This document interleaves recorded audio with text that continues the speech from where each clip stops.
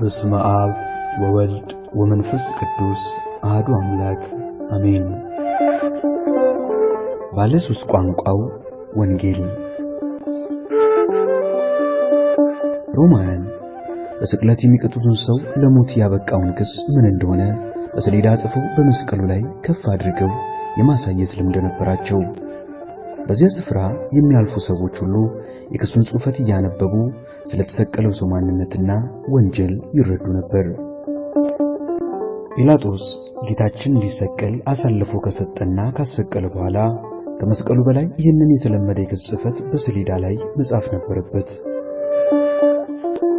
ሮማዊ ገዥ ከቤቱ ቁጭ ብሎ ከመስቀሉ ላይ የሚሰቀለውን የክስ ጽሑፈት በዚያ ወቅት በስፋት በሚነገረው በሶስት ቋንቋዎች በዕብራይስጥ፣ በግሪክና በሮማይስጥ ኢየሱስ ናዝራዊ የአይሁድ ንጉሥ ብሎ ጻፈ።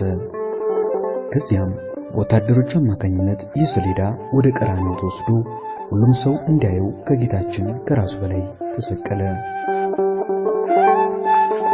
ጲላጦስ የጌታችንን የክሱን ጽሕፈት ያረቀቀው ሲያስጨንቁት ያረፈዱትን የካህናት አለቆችና ፈሪሳውያንን ለመበቀል ነበር።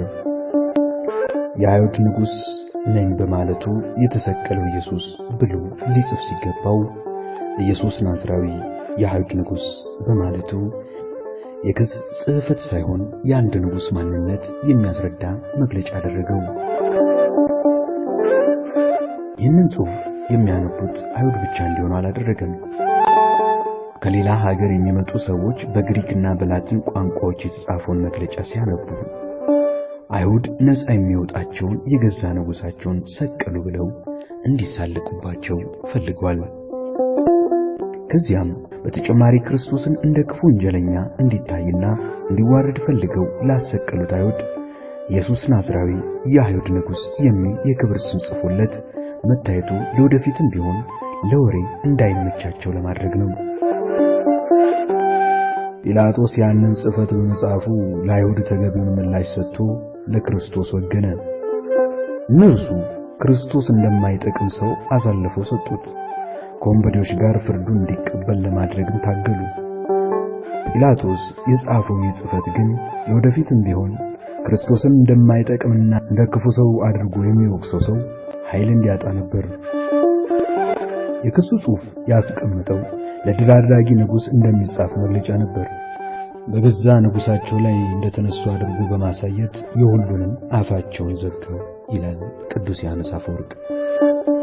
ኢየሱስ ክርስቶስ የተሰቀለበት ስፍራ ለከተማ ቅርብ ነበርና ከአይሁድ ብዙዎች ይህንን ጽሕፈት አነበቡት።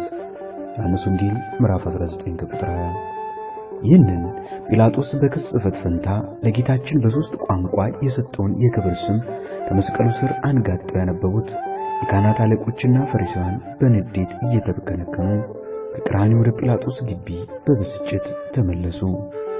የሠራውን ሥራ የሚያውቀው ጲላጦስ የሚጠብቀው ነገር ነበርና ሊቃነ ካህናቱን አነጋገራቸው። እነርሱ እርሱ የአይሁድ ንጉሥ ነኝ እንዳለ እንጂ የአይሁድ ንጉሥ ነው ብለህ አትጻፍ አሉት። ጲላጦስ ግን ያቃጠሉትን ሊቃነ ካህናት አንጀት የሚያሳርርና የተዘጋጀበት የሚመስል አጭር መልስ ሰጣቸው። የጻፍኩትን ጽፌአለሁ። የክሱ ጽሕፈት ጉዳይ በዚህ ቢቋጭም እኛ ግን በዚህች ክስተት ውስጥ ያሉ ብዙ ምስጢራት ይቀሩናል። መጽሐፍ ቅዱስ ውስጥ የተጻፉ ሰዎች አንዳንዶቹ በራሳቸው ነጻ ፈቃድና ፍላጎት ተመርተው በሚያደርጉትና በሚናገሩት ነገር ሳይታወቃቸው አንዳች ትንቢት ሲናገሩ ወይም ምስክርነት ሲመሰክሩ እናገኛቸዋለን። እነዚህ ድርጊቶች የሚያደርጉት በራሳቸው ፍላጎት ቢሆንም መንፈስ ቅዱስ ግን አፋቸውን ከፍቶ ፊታቸውን ጸፍቶ እንዳናገራቸው በኋላ የሚያስተውሉ ሰው ይረዳዋል። ትልቁ ሄሮድስ ሰብአ ሰገል የተወለደው የአይሁድ ንጉሥ ወዴት ነው እያሉ የምስራቅ ነገሥታት ወደ እርሱ በመጡ ጊዜ ስለ ሕፃኑ በጥንቃቄ መርምሩ፣ ባገኛችሁትም ጊዜ እኔ ደግሞ መጥቼ እንድሰግድለት መጥታችሁ ንገሩኝ ያላቸው መሲሁን ለመግደል በልቡ ሸምቆ ስለነበር ነው። እርሱ ለመዘበት የተናገረው መጥቼ እንድሰግድለት መጥታችሁ ንገሩኝ የሚለው ንግግሩ ግን የምስራቅ ነገሥታት በክርስቶስ ላይ ያላቸውን እምነት እንዲጨምር ያደረገና ለካንስ የሀገሩም ነገሥታት ያምኑበታል እያሉ እንዲጓዙ ኃይል የጨመረላቸው ንግግር ነበር። ሊቀ ካህናቱ ቀያፋ ክርስቶስ ብዙ ሰዎችን በትምህርቱና በታምራቱ እየማረከ እንደሆነ ሲነግሩት እናንተ ምንም አታውቁም፣ ሕዝቡም ሁሉ ከሚጠፋ አንድ ሰው ስለ ሕዝቡ ይሞት ዘንድ እንዲሻል አታስቡምን? አላቸው። ይህንን የተናገረ ከራሱ አይደለም፣ ነገር ግን በዚያች ዓመት ሊቀ ካህናት ነበርና ኢየሱስ ስለ ሕዝቡ ሊሞት እንዳለው ትንቢት ተናገረ። ስለ ሕዝቡ ብቻ አይደለም፣ ነገር ግን የተበተኑትን የእግዚአብሔር ልጆች ደግሞ በአንድነት እንዲሰበስባቸው እንጂ። ዮሐንስ ወንጌል ምዕራፍ 11 ከቁጥር 49 እስከ 52። ጲላጦስም የጻፍከውን ጽሕፈት ለውጠው ሲሉት የጻፍኩትን ጽፌአለሁ አለ እንጂ እርሱንስ የጻፈው አጽፎታል አላለም።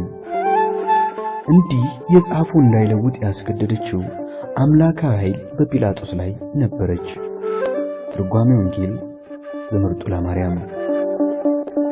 በቤተልሔም ሲወለድ የተወለደው የአይሁድ ንጉሥ እያሉ የምስራቅ ነገሥታት ለመሰከሩለት ክርስቶስ በቀራንዮ ሲሰቀል የተሰቀለው የአይሁድ ንጉሥ ብሎ የምዕራብ ንጉሥ እንደራሴ ጲላጦስ ሊመሰክርለት የቻለው ከመንፈስ ቅዱስ እንጂ ከራሱ አይደለም።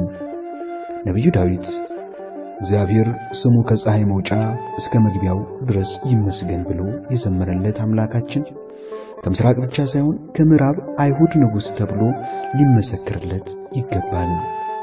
ጲላጦስ በሦስት ቋንቋዎች ጽሕፈቱን መጻፉ ደግሞ ክርስቶስ መንግሥት የሆነችው ቤተክርስቲያን በቋንቋ የማትገደብ በሕዝብና በአሕዛብ ላይ የምትጸና መሆኗን ያሳያል። ጌታችን በምድር ላይ ባስተማረበት ወቅት ያስተማረው በአንድ ቋንቋ ብቻ ተወስኖ ነበር። አባ ጊዮርጊስ ዘጋስጫ በሰናዖር ሜዳ ቋንቋዎችን የደበላለቀውና ብዙዎችን ቋንቋዎች እንዲናገሩ ያደረገው እርሱ ሆኖ ሳለ ስለ ትሕትናው በአንዲት ቋንቋ ብቻ አስተማረ ብሎ እንዳደነቀ ጌታችን በአንድ ቋንቋ ብቻ አስተምሯል። ከዕለታት ዓርብ በኋላ ግን በቋንቋ ድንበር የማትገደበው ወንጌሉ በጲላጦስ ብዕር በሦስት ቋንቋ መጻፍ ጀመረች። ወገኖችና አሕዛብ በልዩ ልዩ ቋንቋም የሚናገሩ ሁሉ ይገዙለት ዘንድ ግዛትና ክብር መንግሥትም ተሰጠው። ግዛቱም የማያልፍ የዘላለም ግዛት፣ መንግሥቱም የማይጠፋ ነው። ትንቢተ ዳንኤል ምዕራፍ 7 ከቁጥር 14። መድኃኔዓለም የማዳኑ ሥራ ለሁሉም ነውና ወንጌል በቋንቋ እንቅፋትነት ሳትወሰን በሁሉም ቋንቋ ልትዳረስ ስለ ክርስቶስም በየዳርቻው ሁሉ ሊነገር ይገባል። ይህ ርዕሰ ጉዳይ በፖለቲካ ዘርፍ የሚታሰብ የቋንቋዎችና የተናጋሪዎች የመብት እኩልነት ርዕሰ ጉዳይ ሳይሆን የነፍሳት እኩልነት ጉዳይ ነው። በየቋንቋው ይሰበክ ብሎ መናገርም ስለ ምድራዊ መንግሥት መናገር ሳይሆን ከዚህ ዓለም ስላልሆነችው ስለ ክርስቶስ መንግሥት መናገር ነው። ከላይ እንዳየነው የቅድስት ቤተክርስቲያን የትምህርተ ወንጌል አገልግሎት በሁሉም ቋንቋዎች መዳረስ እንዳለበት የማያምን ወይም በየቋንቋው የሚሰጠውን አገልግሎት ጠቀሜታው የማይታየው ሰው እንዲህ ከሮማዊው ጲላጦስ ያነሰ ግንዛቤ ያለው ነው። በዚህም አመለካከቱ ጲላጦስ እንኳን በሦስት ቋንቋዎች ሊያዳርስ የሞከረውን የክርስቶስን ነገር እንዴት በአንድ ቋንቋ ብቻ ይገደብ ትላለህ? ምን ብታንስ እንዴት ከጲላጦስ ታንሳለህ? የሚል ተግሳጽ ያስፈልገዋል። ይህ የክርስቶስን ንጉሥነት የሚገልጸው ጲላጦስ ጽሕፈቱ የተሰቀለው በዳዊት ከተማ በጽዮን መካከል መሆኑ ደግሞ ነቢዩ ዳዊት የተናገረው ቃል ያስታውሰናል። እኔ ግን በላያቸው ላይ ንጉሥ ሆኜ ተሾምኩ በቅድስናው ተራራ በጽዮን። አይሁድም ይህንን ጽሕፈት ሲያዩ በንዴት ተንገበገቡ። ተሰቅሎም እንኳ የካህናት አለቆች ይቀኑበት ነበር። ቅዱስ ዮሐንስ አፈወርቅ እንዲህ ይላቸዋል፣ እናንተ እንደምትሉት ክርስቶስ ሙትና ደካማ ከሆነ ይህ ጽሕፈት ሊጎዳቸው አይችልም። የክርስቶስ ስሙስ ሊረሳ ይችላል። ኢየሱስ ናዝራዊ ንጉሥ አይሁድ ተብሎ መጻፉ ለምን ያስፈራቸዋል? እነርሱ ግን ለጲላጦስ አጥፋልን ብለው አቤቱታ አቀረቡ። ቅዱስ ጄሮምና ቅዱስ አውግስጢኖስ በ57ኛውና በ58ኛው የዳዊት መዝሙር ርዕስ ላይ ያለውን ይህን አታጥፋ የሚለውን ቃል ከጌታችን መስቀል ላይ ከተጻፈው ስም ጋር አገናዝበው ተርጉሞታል። ይህን አታጥፋ የሚለው ቃል ለዳዊት እንደሚሰራ አይታየኝም። ዳዊት ሳኦል ሊለውጥበት የወደደው የተጻፈ ስም የለውም። በክርስቶስ መከራ ወቅት ግን የተጻፈ ኢየሱስ ናዝራዊ ንጉሥ አይሁድ የሚል ስም ነበር። አይሁድ በዚህ ስም ተበሳጭተው ነበር። ሊሰቅሉት የቻሉት ንጉሥ ነበራቸው ተብሎ በሰው ፊት መታየቱ አሳፈራቸው።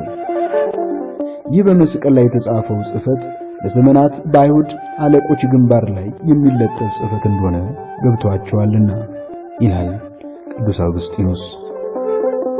ኢየሱስ ናዝራዊ ንጉሥ አይሁድ ኢናንአ የሚለውን አረፍተ ነገር ቃል በቃል ትርጉምን ስናየው ደግሞ መልእክቱ ጥልቅ ይሆናል። ኢየሱስ ማለት መድኃኒት ማለት ነው። ናዝራዊ የሚለው ቃል ከናዝሬት መምጣቱን የሚያሳይ ሲሆን በዕብራይስጥ የቃሉ ትርጉም የተለየ፣ አክሊል የተቀዳጀ፣ የተቀደሰ ማለት ነው። አይሁድ ማለት ደግሞ ይሁዳ ምስጉን የታመነ ማለት እንደሆነ የታመኑ ምስጉኖች ማለት ነው። በዚህ መሰረት ኢየሱስ ናዝራዊ ንጉሥ አይሁድ የሚለው የጲላጦስ ጽሕፈት ትርጓሜ የምስጉኖችና የታማኞች ንጉሥ የሆነ መድኃኒት፣ የተለየ፣ የተቀደሰና አክሊል የተቀዳጀ ነው ማለት ይሆናል። ቅዱስ ያሬድ ጲላጦስ መጽሐፍን ጻፈ፣ መጽሐፉም ኢየሱስ ናዝራዊ የአይሁድ ንጉሥ ይላል እንዳለው ጲላጦስ ቃላትን ሳያባክን መጽሐፍን ጽፏል። ስለ ክርስቶስ የሚሰብከውን ቅዱስ ወንጌል ለመጽሐፍ አራቱ ወንጌላውያን ብዕራቸውን ከማንሳታቸው በፊት ሳይታወቀው በሶስት ቋንቋዎች ይህንን ወንጌል የጻፈው ይህ ሮማዊ ገዥ እውነት የጻፈውን ጽፏል። ወስብሐት ለእግዚአብሔር።